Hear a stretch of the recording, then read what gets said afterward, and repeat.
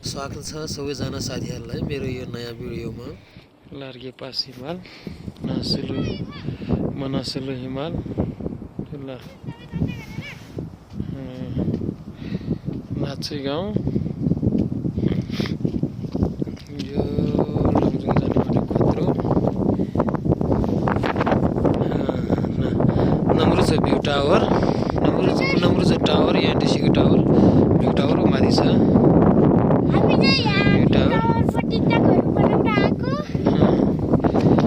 view tower TikTok बनाउन आएको मान्छे यहाँ नक्कली है साथीहरू नम्रुज भ्यू टावरमा रहेको होइन एनटिसीको टावर माथि भ्यू टावर नम्रुज हो वहाँबाट गएर खेतबारीतिर जाने र त्यहाँबाट